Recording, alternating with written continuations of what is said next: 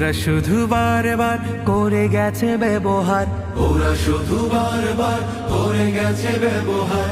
চিনতে ওদের আর বাকি নাই, ঐক্য ছাড়া কোনো পথ নাই। জামাত চরমনাই হেফাজত খেলাফত আমাদের ভেদাভেদ নাই।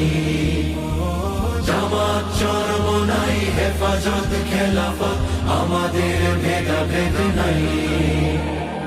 আল্লাহর আইনে বিশ্বাসী যারা নয় তারা শুধু নামেতেই মুসলিম।